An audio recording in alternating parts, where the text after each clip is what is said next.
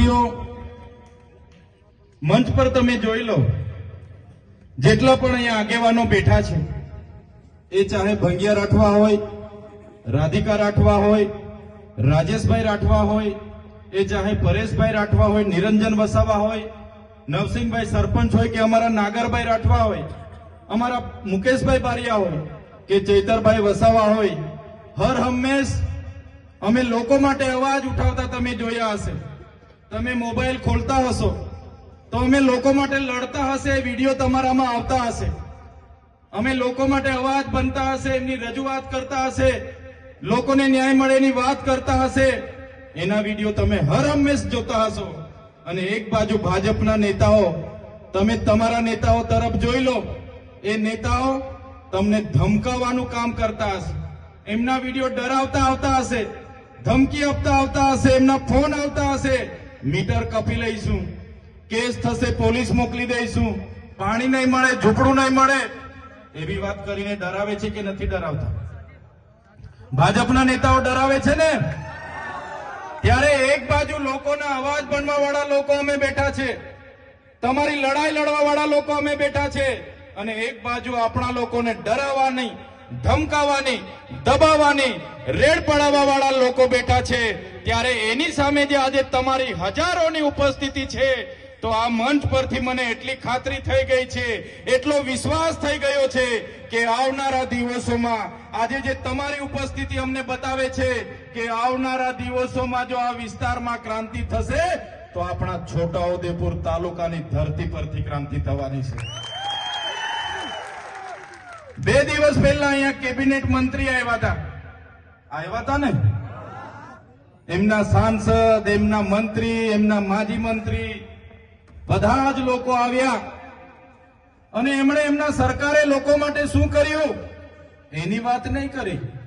30 વર્ષના શાસનમાં શિક્ષણમાં શું કર્યું, આરોગ્ય માટે દવાખાનામાં ડોક્ટરો, સાધનો શું કર્યા, કેટલા લોકોને સિંચાઈના બોર કરી આપ્યા, કેટલા ગામોમાં રસ્તા બાકી છે, કેટલા ગામોમાં આંગણવાડી કેમ બાકી છે, શાળાઓ કેમ બનતી નથી, યુવાનોને રોજગારી કેમ મળતી નથી, મનરેગામાં બચુભાઈ ખાબડના દીકરાએ કઈ રીતના કૌભાંડ કર્યું, નળમાંથી પાણી કેમ આવતું નથી, એની એક પણ નેતાએ વાત કરી નથી. બધા જ નેતાઓએ કીધું કે બહારના લોકો અહીંયા આવે છે, અમારા લોકોને ગેરમાર્ગે દોરે છે અને જતા રહે છે. ભાઈ, તમે ગેરમાર્ગે દોરાઈને અહીંયા આવ્યા છો? બધા ગેરમાર્ગે દોરાઈને અહીંયા આવ્યા છો? તો આ નેતાઓ તમે જોઈ લો. ભાઈ, તમે 30 વર્ષમાં તમારી સરકારમાં શું કર્યું? કવાંટમાં કેમ તમે તુરખેડામાં આજ દિન સુધી રસ્તો નથી બનાવ્યો? આજે કવાંટના કેટલાય ગામોમાં આંગણવાડી નથી બનાવી. આજે કેટલાય ગામોના બાળકો શાળામાં ભણે છે પણ ઓરડાઓ નથી. એની વાત કેમ નથી કરતા? આજે ભાજપના નેતાઓ 10 વર્ષ પહેલા ફટફટિયા પર ફરતા હતા કે નહોતા ફરતા? ફટફટિયા પર ફરતા હતા ને. બધાને આજે 4 વ્હીલો થઈ ગઈ, 2-3 જગ્યાએ બંગલા થઈ ગયા, પણ આપણા બાળકો માટે આંગણવાડી થઈ નથી. આપણા બાળકો ભણવા માંગે છે, એમના સાંસદના પંપ થઈ ગયા. બહારથી આવેલા મંત્રીએ તો જ્વેલર્સમાં પાર્ટનરશિપ લઈ લીધી, સાપુતારામાં હોટલો ખોલી દીધી, બોમ્બેમાં હોટલો ખોલી દીધી, પણ આપણા બાળકો માટે નિશાળનો ઓરડો બન્યો નથી. ત્યારે આદિવાસી બજેટમાંથી કરોડો રૂપિયા કમાઈને બેઠેલા, કરોડો રૂપિયા ખાઈને બેઠેલા, તાજા માજા થયેલા નેતાઓ અહીંયા આવે છે અને ચૈતર વસાવા આમ કરે, તેમ કરે, ફલાણું કરે, ઢીકણું કરે.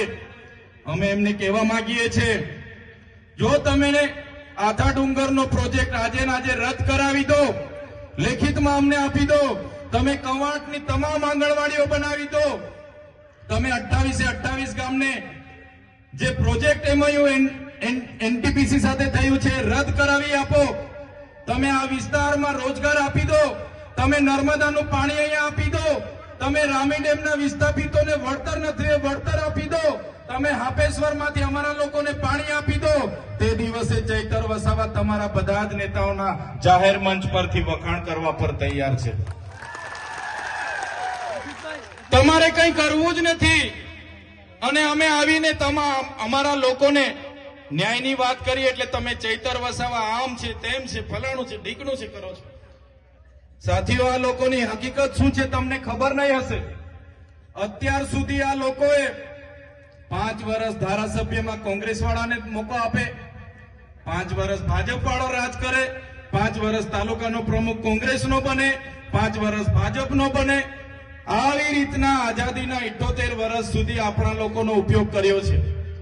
હવે અમારા જેવા લોકો આવ્યા અને અમારા જેવા લોકોએ હિસાબ માંગ્યો કે ભાઈ તમે મનરેગામાં આટલું મોટું કૌભાંડ કેમ કર્યું, ભાઈ તમે નલ સે જલમાં કૌભાંડ કેમ કર્યું, ભાઈ તમે કોને પૂછીને આંબા ડુંગરમાં 28 ગામોને વિસ્થાપિત કરવાનો પ્રોજેક્ટ લાવ્યા છો, ભાઈ તમે કેમ હાઇડ્રો પ્રોજેક્ટ લાવ્યા છો, ભાઈ તમે અહીંયા પુલ કેમ નથી બનાવતા પાવી જેતપુરનો, ભાઈ તમે તુરખેડાની બહેનો માટે રોડ કેમ નથી બનાવતા, ભાઈ તમે અહીંયા દવાખાનામાં ડોક્ટરો કેમ નથી મૂકતા.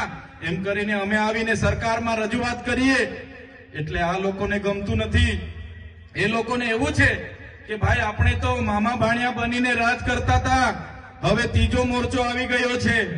થયું કે નહીં થયું? એ લોકોને અત્યાર સુધી મામા ભાણિયાએ કીધું કે ગુજરાતમાં ત્રીજો મોરચો નથી ચાલવાનો, ત્રીજી પક્ષ નથી ચાલવાનો, એવો પ્રચાર હતો ને આ લોકોનો. ત્રીજો મોરચો ચાલવાની વાત તો દૂર, આ ત્રીજો મોરચો દોડવા લાગ્યો છે કૌમાટમાં. આજે આખા બજારમાં દોડી ફરે છે. આજે ત્રીજો પક્ષ આખા ગુજરાતમાં દોડે છે. એટલા માટે આ લોકોને ડર પણ બેસી ગયો છે કે ભાઈ હવે તો મામા ભાણિયા આપણે વેવાય હતા, વેવાય વટુલોમાં 5 વર્ષ તમે કરતા હતા, 5 વર્ષ મારો વારો હતો. હવે તો આ બધા નવા આવ્યા છે, એ લોકો હવે લઈ જશે.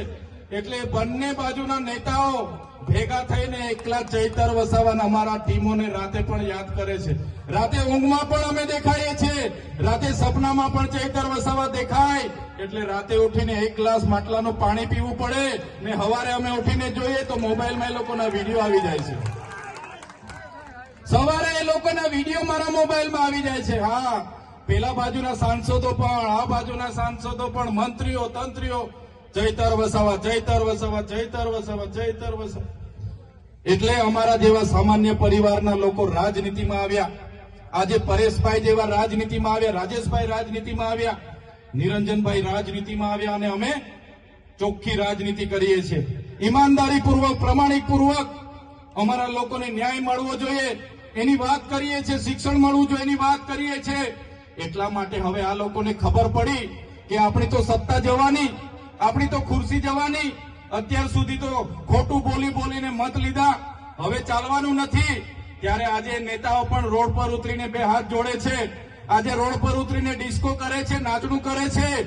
આવનારા દિવસોમાં અમારી ટીમ એટલી મહેનત આ વિસ્તારમાં કરશે તમારા માટે, એટલા પ્રયાસ આ વિસ્તારમાં કરશે કે તમારા સાંસદ, તમારા મંત્રી તંત્રી, તમારા તલાટી કમ મંત્રી તમને નહોતા મળતા ને, થોડા દિવસ ખાલી અમને આપો, આ તમારા મંત્રી તંત્રીઓ તમારા ગામડે ગલીએ ગલીએ અમે ફરતા કરી દઈશું.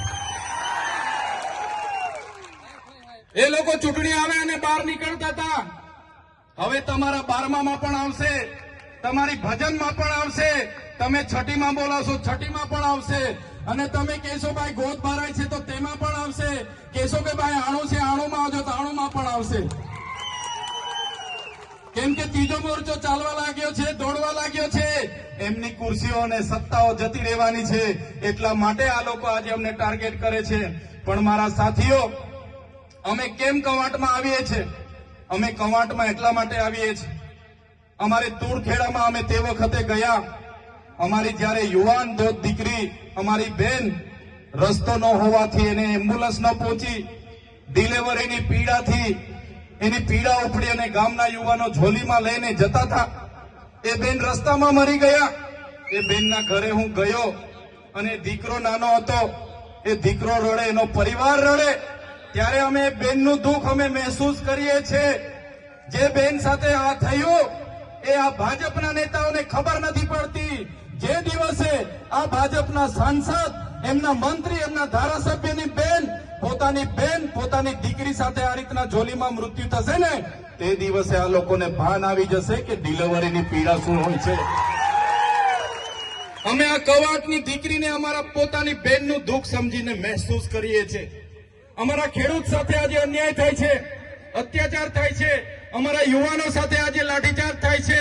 અમારા યુવાનો ભણી ગણીને આગળ વધે પણ એને રોજગાર નથી મળતો, નોકરી નથી મળતી, પેપરો ફૂટે છે, નલ સે જલના નામે કરોડો રૂપિયાના કૌભાંડો થાય છે. આજે ગામડામાં રોજગારી આપવા માટે મનરેગા હતી, એમાં મંત્રી અને તંત્રીએ કરોડો રૂપિયાના કૌભાંડો કર્યા. આજે અમારા લોકો